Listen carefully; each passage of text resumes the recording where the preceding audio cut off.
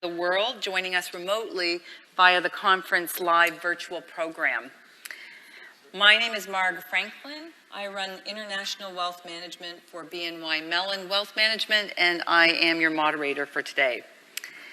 We hope you've downloaded the conference mobile app. To submit a question for the speaker, navigate to the current session under the schedule icon, scroll to the bottom and select Session Q&A. This is where you can see and submit questions, as well as like questions from other delegates. And as the moderator, I will actually pay close attention to those questions that are most liked. If you have any issues, just simply raise your hand for staff assistant. For those tuning in remotely, there's a chat box below the video to submit your questions. Our speaker, Adam Tooze, is a prize-winning historian, writer, and commentator. He combines deep historical expertise with up-to-date economic analysis to answer questions about current and future political power and economical shifts that could be used to navigate in our dynamic contemporary world. Adam's new book, Crashed: How a Decade of Financial Crises Changed the World, was called, according to the Financial Times, a monumental narrative history of the financial crisis of 2008 and, more importantly, its global aftermath. Tooze teaches at Columbia University, where he is the Catherine and Shelby Cullum Davis Professor of History and the Director of the European Institute. Ladies and gentlemen, Adam Tooze. Thank you. Well, thank you very much for that kind introduction. Thank you to the entire CFA team for putting on this spectacular event. I'm sure you are benefiting from their organizational talents just as much as I am as a speaker.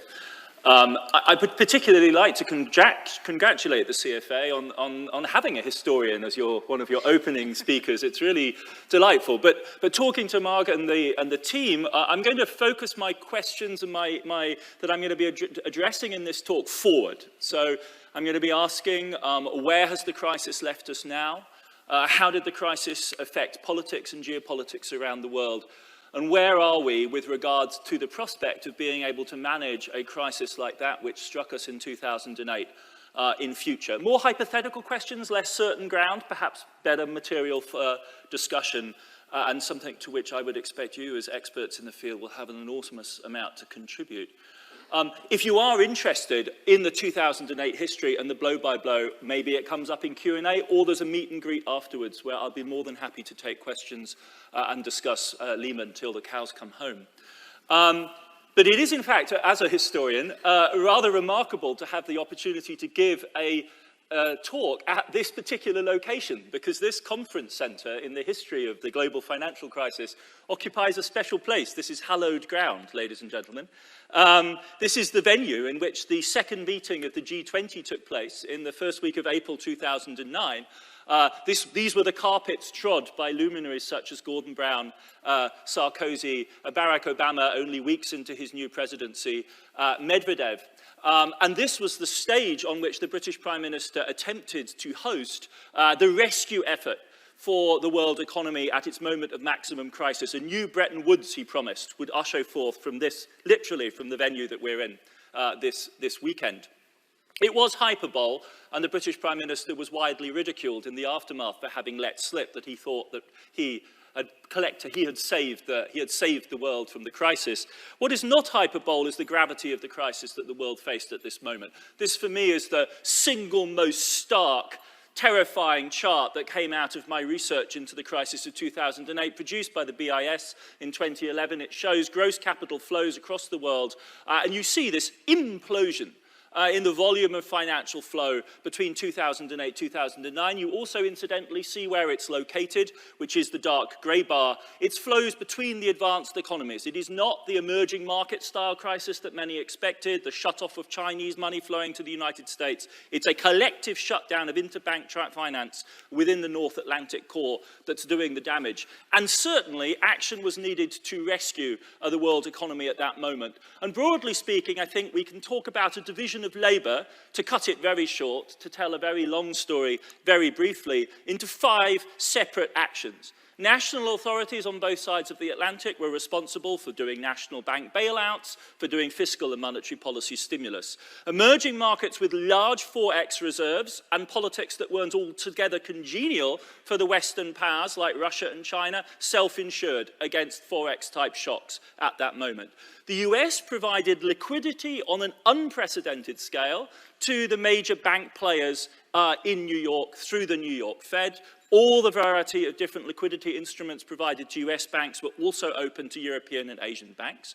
Then a privileged core group of 14 central banks were turned into effectively dollar cash machines by means of the liquidity swap lines that netted them together from already really from the end of 2007. But dramatically in October 2008, the cap was lifted. The Bank of England, the ECB, the Bank of Japan have an unlimited dollar overdraft facility in exchange for swaps in their currencies. This is one of the crucial differences really between 2008 and the crisis of the 1930s. And then we have IMF provided facilities for the rest. And that's really where the G20 meeting of the spring of 2009 comes in, because they were not able to agree here a massive global stimulus program of a fiscal variety, but what they did agree to do, and I'll come back to this at the end of my talk if I have time, is to refinance the IMF to raise its funding capacity to over $1 trillion, which enabled it then to act as a stabilizer in emerging market economies and above all in the Eurozone from 2010. That set the stage, really, from the spring of 2009 onwards, with the stress tests of May 2009, for a rapid stabilization, a really quite rapid move towards the reconsolidation of the banking system, above all in North America and the United States, with the passage of Dodd-Frank, the basic regulatory framework, which continues in a somewhat spectral form all the way down to the present day, and then the issuing at least of the guidelines of Basel III in November 2010, even though implementation is now being dragged out into the next decade. A quick consolidation of the framework of a banking system of the future. What the participants at that conference in these rooms in the spring of 2009 could not know, or at least did not fully anticipate, was the scale of the drama that was going to unfold all around the UK in Europe from the spring of 2010 onwards. You see here the distinctive map in the unemployment graph of the double-dip recession that hit the Eurozone with the onset of the Eurozone crisis in the spring of 2010, which drags on in the labour market all the way through to the spring of 2013. I don't need to tell an audience like the one here that though the upfront headline politics of the Eurozone was principally about public debt, at its core, the key driver, the thing which makes the Eurozone different from the United States is above all this graph here, which maps CDS spreads on government debt against CDS spreads for banks. And you see in the American case, there isn't really even a market for CDS for US Treasuries until 2011, when the Republicans playing footsie with the American budget conjure it into existence, because there really wasn't much money to be made speculating on Treasury default.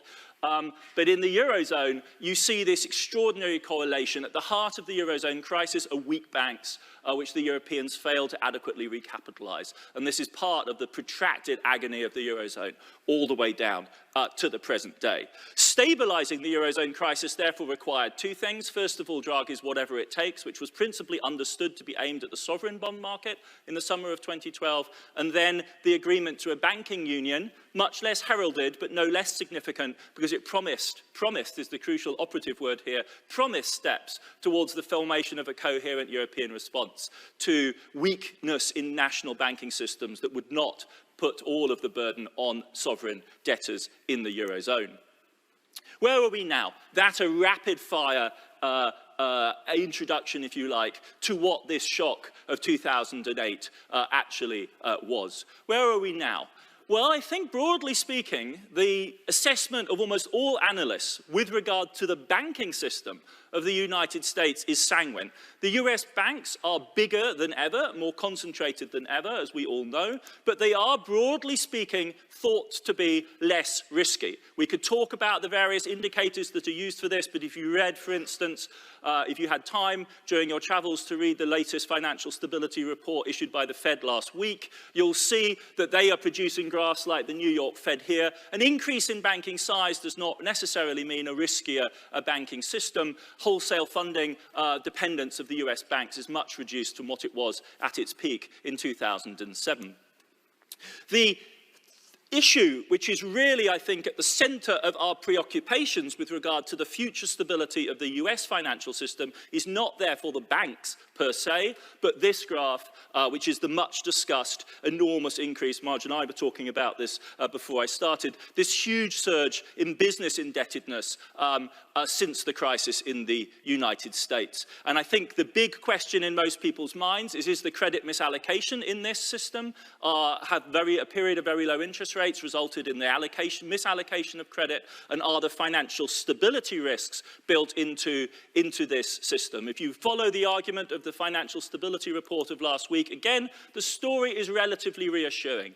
Because what we learned in 2007-8, surely, is that it isn't simply losses per se that matter, because the first round losses in the American real estate market in 2007-8 were not larger than those during the dot-com bust. What really matters is where those losses are, where they sit in the financial system, and how they're financed. And the crucial thing about 2007-8 is the losses in the real estate sector were being held and impacted the balance sheets of banks which were operating an incredibly fragile funding model.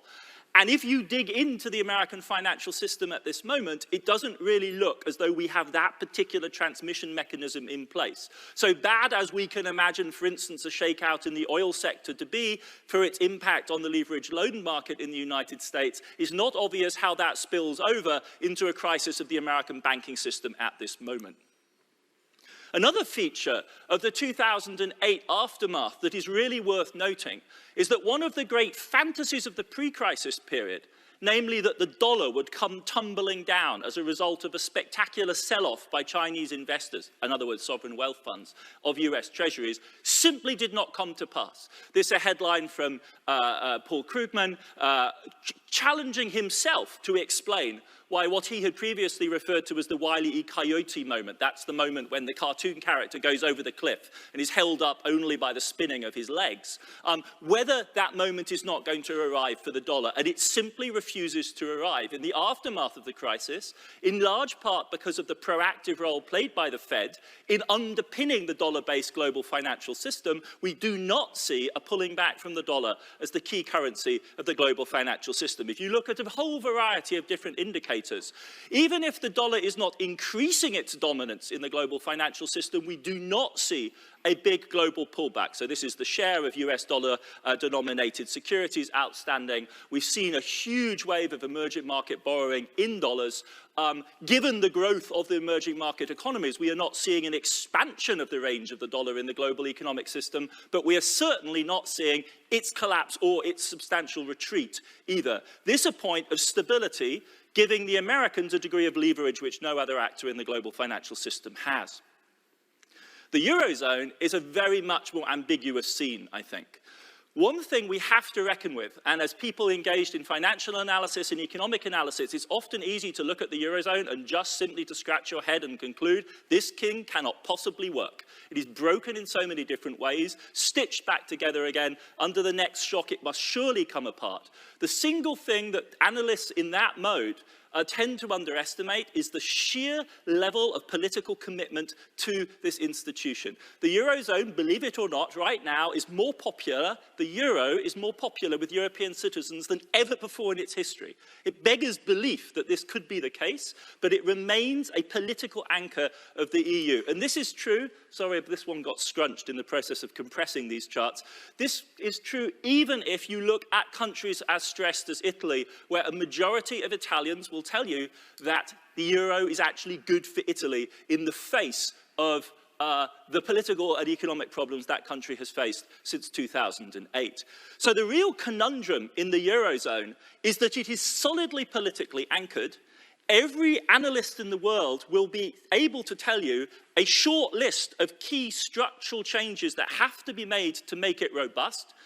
And thirdly, there is zero political will on the part of Euro's political leadership to carry out those changes.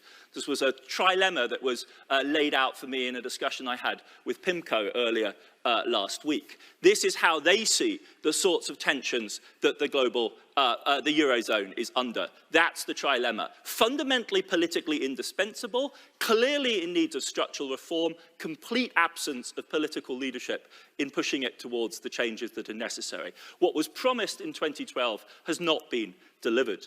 And as we all know, the European banks are weak. Weak, it seems, in a truly chronic sense. Most of them do not earn rates of return adequate to really pay the costs of their capital. In that most basic sense, they are consumers of economic resources rather than generators of profit. And as we know, individual European banks are again and again picked out as weak links in the global financial system. The one good thing that has changed since 2008 is that the density of the network that connected the European megabanks to American finance has in fact been thinned out. If there has been financial deglobalization since 2008, which the overall global measures will tell you has happened, it is largely because the balance sheets of the European banks have been cut back. And we can all tell the individual stories. Perhaps most dramatic is the extraordinary shift in the position of UBS and Credit Suisse, who've changed completely as their business strategy. And we have seen an enormous shrinkage. So to that extent, the world is safer because the European banks are smaller and less systemically important than they once were. Not a very positive conclusion to be drawing. And what we all know since 2018 is that the spectre of the doom loop, that deep connection between sovereign finance and bank finance in the Eurozone, is still present. And not just anywhere, not in an entity like Greece, which is small enough to manage, but in the country which has always been too big to fail and too big to bail, which is Italy. And that hangs over, I think, as a very real threat, the Eurozone all the way down to the present day. Throughout the crisis, shifting the focus now to a slightly wider one, throughout the crisis, one of the questions that was asked is, after the North Atlantic crisis of 2008 and the Eurozone crisis of 2010 to 2012, would there be a third wave? There was an absolutely brilliant Economist cover with 3 volumes of history folding down on each other. And from one point of view, if you actually put this question to a Brazilian, they'll scratch their head and say, well, didn't you read the news? It happened. A series of major emerging markets have in fact suffered crises since the end, if you like, and the stabilization of the Western crisis. Brazil 14, Russia 14, not just because of Ukraine, but because of oil markets. Turkey 18, Argentina 18, you could put Egypt in there as well. There is a reality of emerging market crisis, but what has not happened is the aggregating event that could actually tie all those together into a general calamity. And we all know why, because that would require the crisis to have broken out in the one driving force, not just of the emerging market world, but of the global economy as a whole, which is China. So this is Oxford Economics' assessment of the shift in the balance between 2007 and 2016. And you see the incredibly stark message. If relative to trend, there was an overhang of debt build-up in the Western world, you see it starkly in the United States and the Eurozone in 2007. Using that same analytic, what we see in 2016 is an extraordinary build-up of excess debt in China over this period. The beating heart of the world economy throughout this period, the Chinese growth machine that sailed through 2008-9 on the back of the largest fiscal monetary stimulus that the world has ever seen. In fact, didn't include a major military component at that point. An enormous wave of government spending and state policy bank credit expansion. That has continued on into the present on the back of a historic surge in debt. So this is another way of benchmarking the Chinese experience, now not against trend, but against the historical experiences of great credit-driven, credit-fueled booms. And you see the Chinese are right up there with any previous moment. The Japanese crisis, perhaps most ominously, the Thai crisis of the late 1990s, the little-known but very deep Scandinavian housing crisis of 2008, and there are the Chinese. All the more significant, of course, for the fact that China is doing this at a level of per capita GDP which is much lower than that of societies which normally sustain the sophisticated financial systems capable of generating this kind of boom. So China, a giant anomaly, and a huge element of our future forecast, of our questioning of where we go from here, hinges on this question of where China goes forward. If you'd asked me as a historian, I would have been astonished by the idea that 30 years after the end of the Cold War, the best hope of the Western capitalist world lies in hoping that Beijing's Communist Party technocrats display levels of managerial competence never before seen anywhere in history. That's basically what we're gambling on, is that they do this better than us, because otherwise their credit boom is the promise of something very dangerous to come. But I think it's worth, again and again and again, when we come back to the China story, to just make clear to ourselves the scale of this shift. It is very difficult to assimilate a shift as radical as the one that we're undergoing right now in the balance between the West and Asia. We see it in every different facet of our everyday lives, in technology, in personal encounters. I tell my students, really it's a question of every day trying to find a new graph or a new experience which shocks you into an awareness of how dramatic this is. You will have seen the GDP numbers which show how China is roaring back to the dominant position it had in the 18th century. These trade figures from McKinsey Global Institute brought me up short the other day. What they're telling you is that by 2016, barely more than a third of global trade is north-north. 2/3 of global trade, and the number will be even bigger 2 years, 3 years on, 2/3 of global trade is now south-south, and the hub of that is China. So the entire weight of the world economy is shifting eastwards and forcing us, I think, into a reconsideration of the balance of economic and political and geopolitical questions, which is what I want to come into in just a second. But viewed from this angle, one might even say, I think, that the 2008 crisis will go down in history as the last one that was really a North Atlantic, fundamentally Western crisis, where we ask about its impact on other people, but not its genesis in those other countries. That's very difficult to imagine as a scenario going forward. And Bank of England last summer, put out a sobering set of analyses showing who is exposed to this Chinese story most. And the City of London, as you will know, has made a huge play on integrating banking in Great Britain with China. On these metrics, the UK banking sector is more exposed than that of any other financial sector in the world to the China story, for better and potentially, of course, for worse. So, what about the political and geopolitical ramifications of these shocks to set the stage for us being able to discuss the likelihood of our being able to repeat the stabilization effort of 2008-9 and after? This, perhaps the most characteristic image of our epoch, tweeted out by the German Chancellor's office, as we all now know, a rather unfair image to Donald Trump. The same picture taken from different angles produced a rather different impression. But the fact the Germans wanted to put this out as the image of the conference is itself significant. Alan Greenspan, in 2007, I think summed up the common sense of people in the investment business at the end of the great halcyon golden age of the aftermath of the Cold War, that, as Marge and I were saying, started in the 1990s, and it really looked as though all problems fundamentally had been resolved. When asked how he was going to vote in the 2008 election, Greenspan simply said it didn't matter. And it didn't matter because global market forces decided everything important in American politics other than security strategy. Not very many people in this room today would ascribe, I think, to that same view. That's a measure of how shocked we are. And I think it's worth spelling out the three elements of this. First of all, few of us would believe that we could really credibly claim that markets govern themselves. If they don't govern themselves, then the question of how they are to be governed becomes very acute, and this is where politics comes in, because we don't agree, either technically or politically, on how to do it.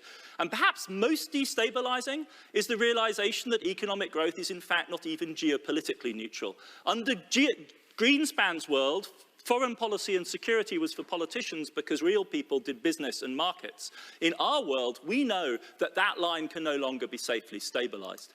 And that's really, I think, the world that we're all struggling to come to terms with. More and more financial professionals that I speak to tell me that I just simply can't believe how much time I have to spend reading the political news and the geopolitical news right now. Because something that we've loosely described as the populist syndrome has struck Western politics, which has disrupted the policy agenda, the way in which those who govern and those who governed are thought to relate to each other, and the style in which we conduct politics and the place in which we conduct it, in the street in the case of the Gilets jaunes, rather than in the cabinet office. All of this compressed into a really by now thoroughgoing challenge to the kind of polite policy discourse that goes on at places like Davos, but may I also dare to say at places like this. Our world here is not that of the kind of politics that's emerged. And you don't need to go any further than literally right here, just offshore from the City of London, to feel the full force of this. Who would have imagined a few years ago that the man most likely to succeed Theresa May as Tory Prime Minister in Great Britain would utter an obscenity like this about business interests in the UK? They are not his principal concern. Something extraordinary has happened to unhitch democratic politics in the UK, once a country which could be relied upon to take care and cherish the interests of the City of London as one of its driving forces. How have we ended up in a situation in which the City of London appears to have no substantial voice in the process of Brexit that we're going through? For better or worse, whether you agree or not, it's a remarkable historical phenomenon that this has happened, and I think it's very difficult to detach it from the damage that was done to the political and economic credibility of the financial economy in the crisis of 2008, up to and including the stigmatization of London as the center of finance in the UK, as being an interest apart to that of the wider society. Britain, a particularly radical example of a process which has happened across Europe. Radical in the British case because in Britain the populists have, if you like, come to power with an agenda that has to be pushed through, whereas European politics, here, if you want to follow the European parliamentary elections, I would strongly recommend the website that I'm citing here. It's a poll of polls. It gives you an overview of every parliament and how they will be composed into the European Parliament. It's an extraordinary resource. What it's telling us is that a very substantial minority of European MPs sitting in the European Parliament from the summer of this year will be anti-European, Eurosceptic, nationalist groups dedicated to overturning the project in Europe. The new left in Europe, be it Syriza, Podemos, Corbynism, Mélenchon, the Five Star, are a political reaction first and foremost to austerity. That is the term that occurs again and again in conversations with the left. Orban's nationalism in Hungary is a direct reaction in his case, an exploitation of the drama of the IMF's intervention in that country in 2008. Le Pen, UKIP, the Lega Nord in Italy are older formations. It would be crude, I think, to reduce them to a story of the 2008 crisis, but they have fished in the troubled waters of the Eurozone since 2008 and exploited the refugee crisis for all it was worth. And Germany's AfD, the latest disruptor of a major political system in Europe, is a direct response, a right-wing, anti-Merkel, anti-Draghi party founded in 2013 after Whatever It Takes to challenge the alternative that the AfD wants for Germany is in fact an opt-out from the Eurozone. It then piggybacked on the refugee crisis in 2015 to maximise the impact and its political gain. We have an extraordinarily combustible mixture, in other words, of a severe, dislocating economic crisis, a painful argument about the priorities of public spending, and totally irresponsible political entrepreneurship willing to take up the themes of racial disadvantage and racial competition to maximise votes. All of this, however, pales in significance by comparison with events in the United States. And it is events in the United States that keep us awake at night across much of the world. And this is in part, and I think one should say it out loud, anti-American resentment which comes to the fore around the world, pointing the finger at this disreputable president and saying, I told you so, what else should one expect? That is the element, I think, of criticism that we should discount. We should discount it in part because to blame the current derailment of American politics on Donald Trump alone is profoundly short-sighted in historical terms. And again, it's extremely interesting to go back to the moment of the crisis of 2008 and to watch and observe the behavior of the two leading parties in the US at that moment. Because with a Republican president, with the foundations of American business and private ownership collapsing around them, the Republican Party in Congress announced to Hank Paulson that they would not make their votes available for the bailout of Fannie Mae and Freddie Mac or for the passage of TARP. The only way in which the fundamental crisis-fighting actions of 2008 were carried in the United States was to do with the historical coincidence that the Democrats, who were more globalist in their orientation, much more willing to expand the role of American government, had a majority in Congress from 2006 onwards. And it's on the back of Democratic Party votes that the Republican administration of Bush and then, of course, the Obama administration carry out the crisis fighting.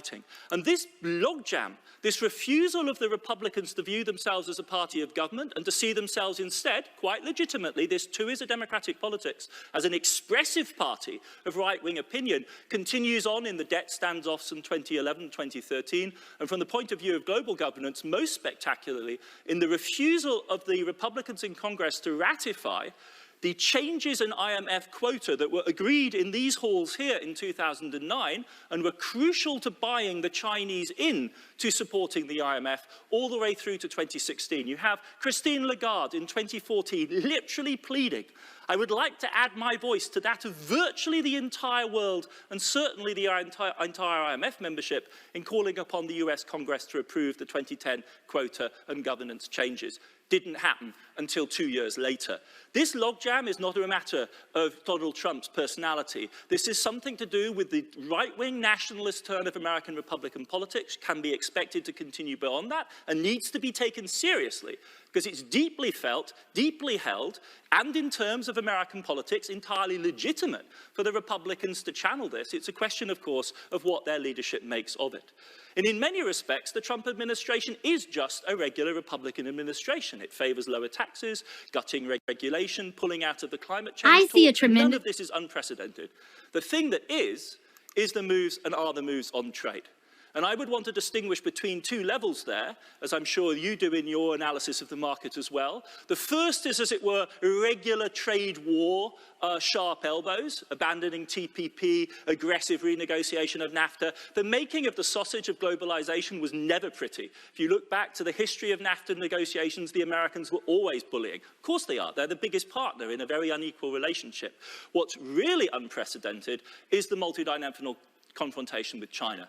And it's both the fact that it's with China and that it is escalating from an issue of trade tactics and trade technicalities to a systemic confrontation with China, and that a large part of the American political system, this is the one element of the Trump agenda which is broadly popular in the United States, has the support of Schumer and Pelosi most recently in Congress, and furthermore, and perhaps in the long run most substantially, is also being taken up by the American security services. So we have the entire weight of the intelligence community and the Pentagon weighing in behind this anti-China position that really makes this the neuralgic shift in US politics that we've seen. Not surprisingly, that we are seeing this beginning to filter through into documents like the Fed's financial stability report of last week. When they did their outreach exercise and talked to folks like you in their community, what they find was trade is top of the agenda, that there is a real sense that something is broken in the world economy. And I would suggest to you that it goes deeper simply than that initial take that we had on the Greenspan quote. It goes a little bit deeper. Because in Greenspan's quote here, we were talking still about markets. But what I think we're seeing now, and what is so destabilizing about the current moment, is that that euphemism of markets is being stripped away. Imagine if what Greenspan had said is this, that policy decisions in the US have been largely replaced by transnational corporations, that we didn't need to worry about voting democratically, the world was governed by private business. What we have seen is a shocking radicalization since the financial crisis of precisely this kind of discourse. People are unwilling to buy, on the left and indeed on the right, that there is an alignment of interest between the national economy, markets, and private corporations. Private corporations may be self-seeking entities which can now be brought under fire.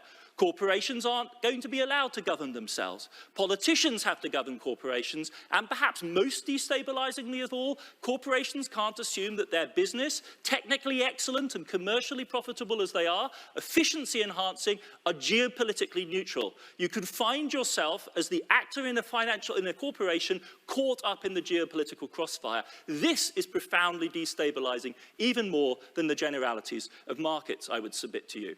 And so from here, let's come back in the last 3 or 4 minutes to the question of could we do the rescue again?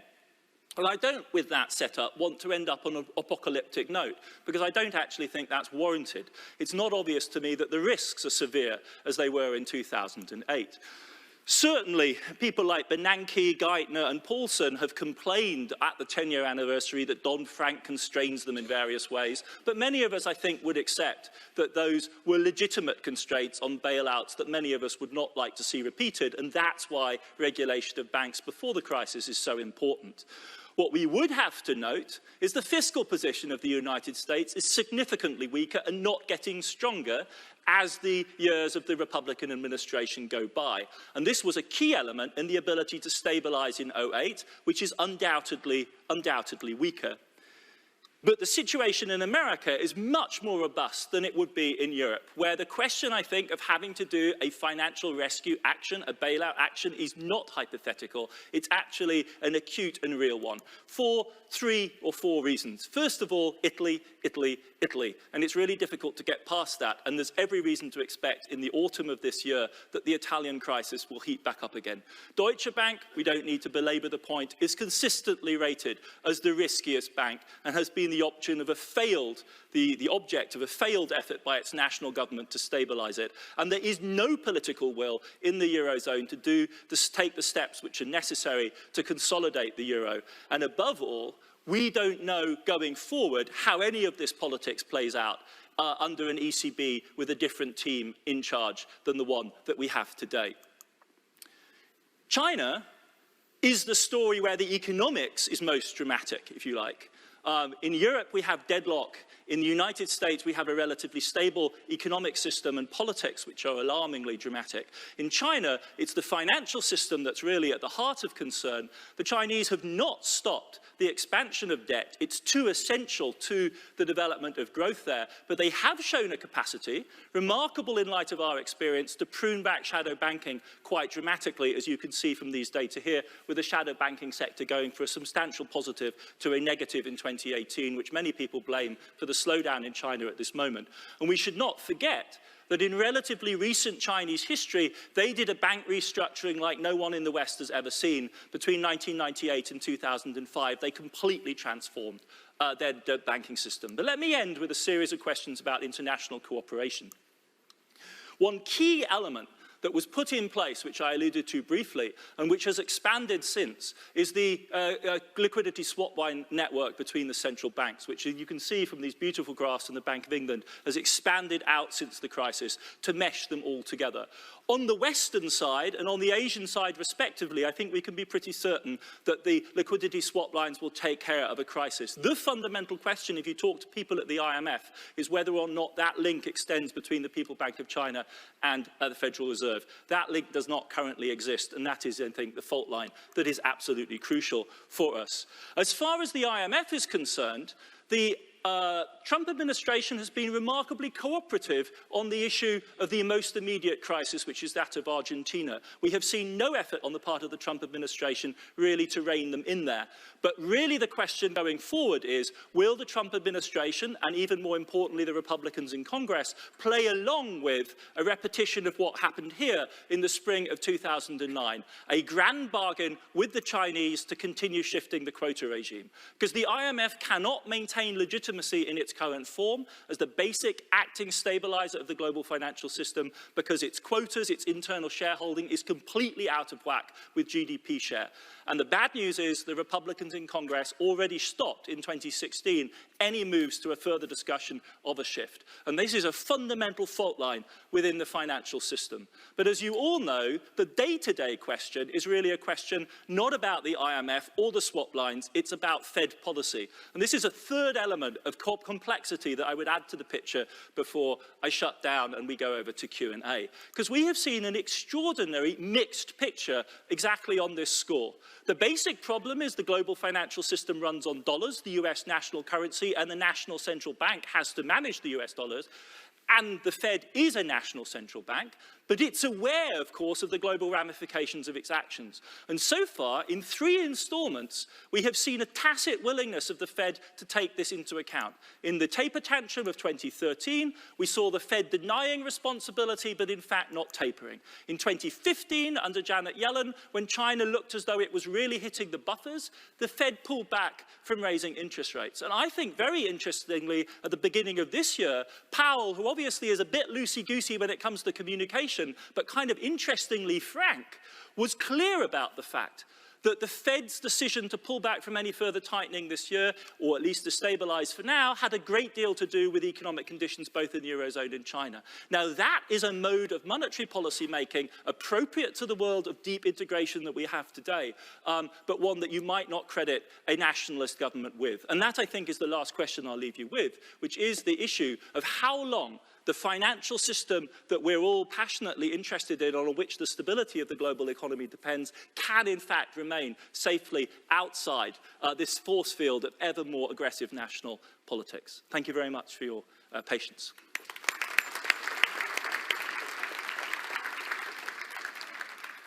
Thanks, Adam. Not surprising, a lot of questions here on the China issue. And so when we think about, at the beginning of your talk, you really started out by saying it's going to be forward-looking. So the first question is, China's starting to show cracks with the rise of credit default swaps. The equity market, however, continues to stay strong. Where is the disconnect? And will China be the genesis of the next crisis? If you're looking for a driver large enough to replicate a crisis of the scale of 08-09, China right now looks like the only scene where that could happen, because as I stress, I think catastrophist kind of views of the US situation and the corporate debt market just don't cut it. China, on the other hand, has the symptoms of and historically, no country has been able to sustain debt growth of the type that China has without hitting a crisis at some point. But certainly from my vantage point, that opacity, the fact that bits simply don't add up in the Chinese scene, is the characteristic feature of the reality. It's not one that we, as it were, have the magic wand that we can wave and say, well, in fact, the spreadsheet works out like this, because this is who is lending what to whom. The opacity of the system, the fundamental politicization all the way down, because it's such a massive entity, right, that we can't imagine that Beijing politics translates down to the large regions in any straightforward way. They themselves struggle to maintain control over these very incestuous relationships between local government, local banks, and investment interests, and party interests, because this is still a party-governed machine. That, I think, that opacity we have to accept as a structural feature of our current reality. I would be fundamentally skeptical about transparency exercises when it comes to the Chinese economy. So to the extent that there is any transparency, it looks largely national, right? Contained within the China ecosystem. So do you think it maybe isn't bubble territory, maybe it is, but do you think it has the ability to get into the transmission system, which frankly most regulators have been terribly concerned about, is more about transmission than almost anything else. I mean, I think it's very telling that both the Bank of England and the ECB ran very detailed macro exercises last summer on trying to assess the scale of the impact of a hard landing in China. They agree that the impact would be varied. I don't think I would agree that it would remain entirely confined to China, because it would immediately impact their raw material suppliers and the ecosystem of the emerging markets around China. China is a huge importer from South Korea. Those are major parts of the global economy. The other shock runs through exposed bits of the global banking system. Probably HSBC stands out as the bank which is most fragile in this respect. It's obviously in many ways an extremely well-run bank. It's not in the same category as Deutsche Bank, but it flashes up on the GSIB tests of systemic risk in the same way, at the same level as Deutsche, but for very different reasons, because it's mediating the connections between the Asian market and the West. But I think the thing that we've seen, surely, is an extraordinary sensitivity of Western equity markets, perhaps disproportional to the actual scale of exposure, to bad news on the China front. And if we are in any case, as you were saying to me earlier, in a sense all waiting for the bull run in the United States to run its course, at that level it becomes a game about what the bad news story is that breaks the optimism. And what we have seen is a remarkable sensitivity of equity markets to bad news on the trade front. Even though if you do the math, it's not quite obvious how exactly America's business should be impacted this severely. And indeed, we now speculate there's a kind of game going on where the markets signal to the Trump administration their pain threshold, with sell-offs. Then the Trump administration goes soft or hard on trade policy. It's a very fragile situation that I wouldn't want to make conclusive calls on. And I wouldn't feel optimistic about saying it remains contained. The Fed's behavior since 2015 suggests they don't think it does remain contained.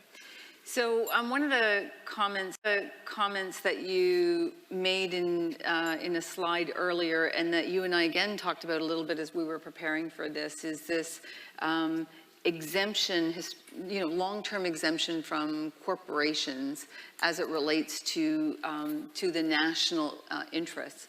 And we have a question on what's your take on 5G and the Huawei conflict, because that really seems to be the perfect example nexus of the two. Exactly. That is this extraordinary example of the way in which a global success story, which was also always, of course, a China champion and an example of China's extraordinary rise, has become caught up in the crosshairs. It's worth saying that it isn't politically new. I believe the Brits forced Huawei to establish a Huawei-funded oversight office already in 2011.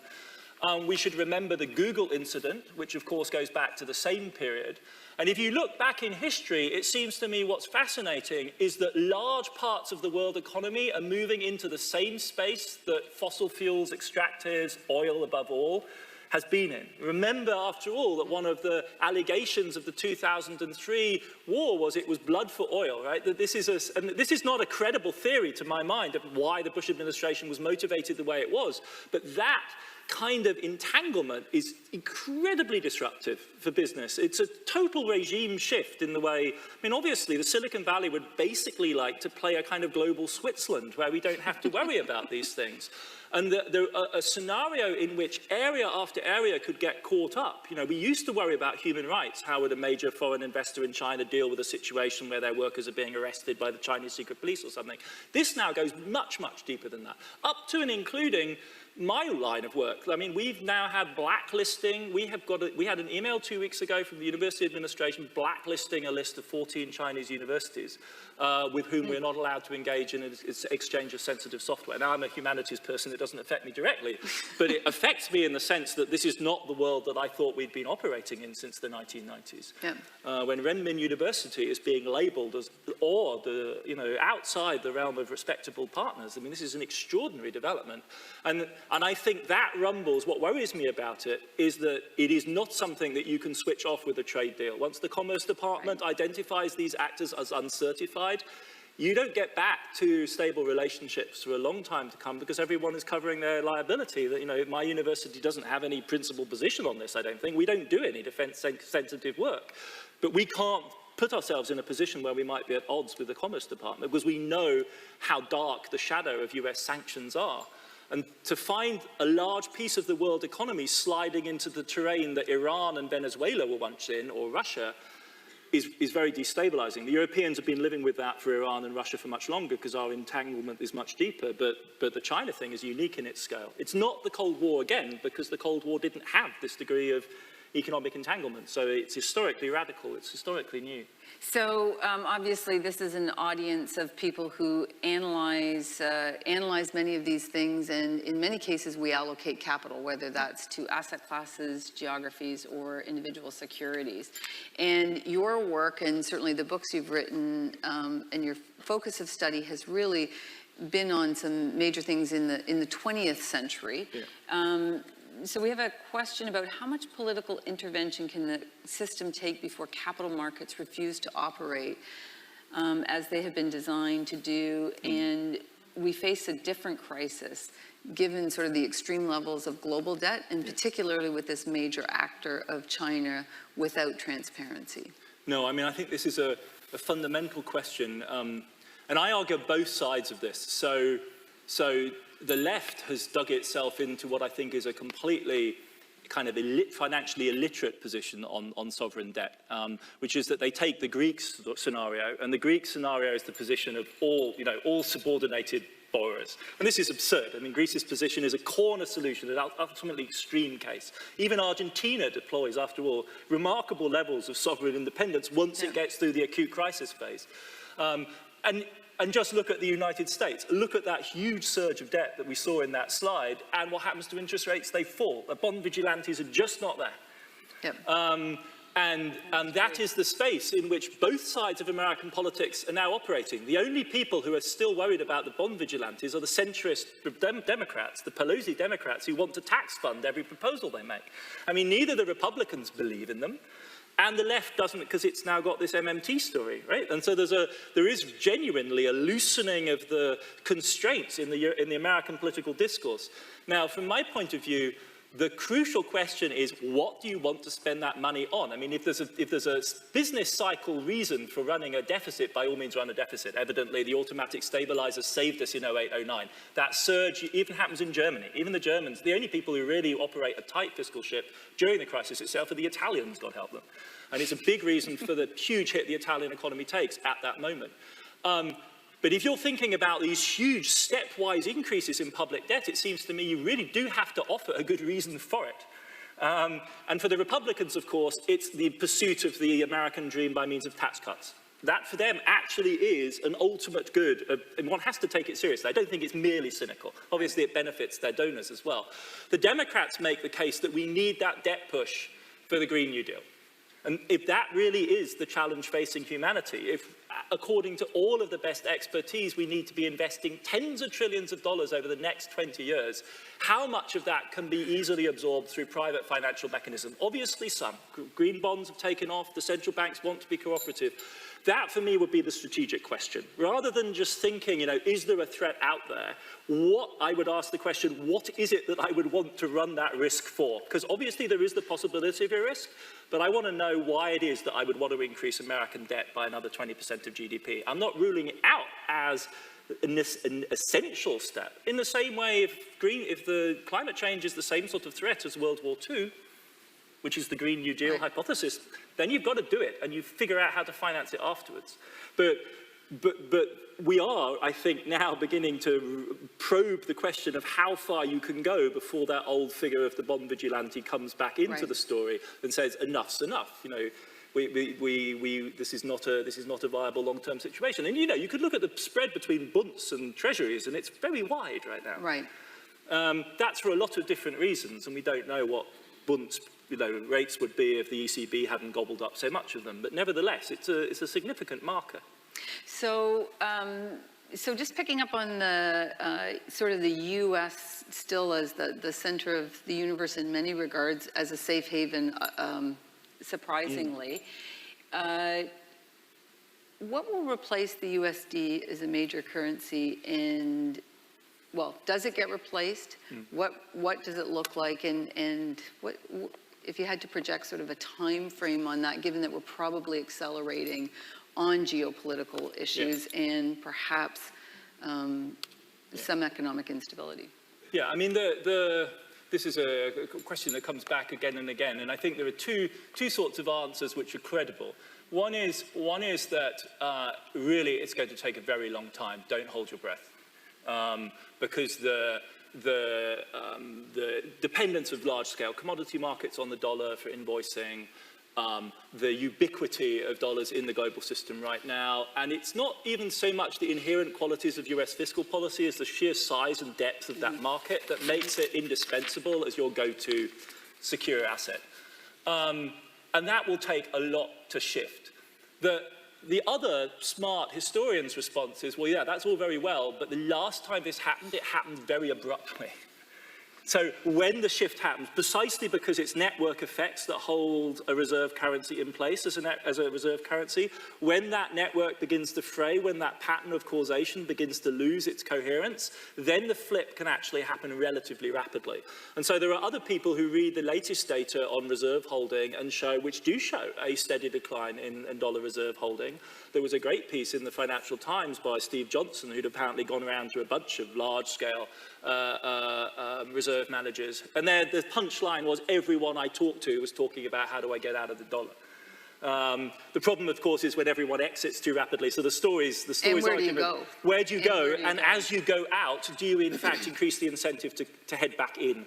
So, you know, the dollar may turn out to be the kind of ultimate bad marriage of the global financial system that you simply can't live within, but it's also incredibly difficult to leave. And so the Fed has been a critical player in this. That's why I ended, I think, with the Fed, because whether or not a system like this is bearable depends crucially on how monetary policy is being managed. And the Feds have just got this accommodative attitude, fundamentally, which markets love. One thing you didn't talk about was Japan. So there are a couple of things that came up. First of all, a question came up about the looming sort of crisis where China starts to fall off in terms of growth. It's not just a decline in growth, but its population likely starts to decline. What can we learn from Japan, just as where government just purchases assets, kicks the can down the road. They've got a demographic that doesn't work with them. They're a closed ecosystem, so maybe a petri dish of what's to come for us. And maybe you can just relate those and why maybe you didn't talk about Japan. Well, I spoke for too long anyway. All of this, granted, absolutely. But is tempted to respond rather flippantly. I mean, would that we could have Japan's problems. I mean, the vast majority of countries in the world would take Japan's per capita growth rate, right? Because the story of the lost decades applies to the early 1990s when they clearly had one of the biggest and most epic debt workouts in history.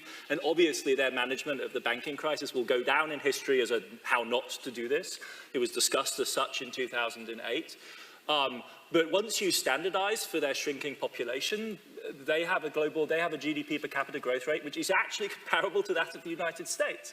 It's one of the original moves in Larry Summers' secular stagnation argument. So if Japan, we may in fact sort of be in Japan's scenario, but with different distributional choices apart from anything else. It's a remarkably equal society. Japan does not have the extraordinary wealth and income inequality that the United States does. So you don't have the heights of luxurious affluence, but you don't either have the immiseration that you see. I do think that Japan is really interesting from the geopolitical point of view. As a historian, if you look back at the violence of the 20th century, some bit of it's really hard to explain, like why Germany embarked twice on global wars it was likely to lose. It is not, in my mind, difficult to understand why Japan was as trigger-happy as it was, because it's situated between Russia, China, and the United States. That's its geopolitical position. It's big enough to matter, it's big enough to have heft, so it can't just go the Swiss route, and that's its geopolitical configuration. And so for me, that's where I worry more about Japan, is how do they handle the fraying of the American order? Do they become part of the Americans digging in their heels and fronting up in a disastrous confrontation with the Chinese?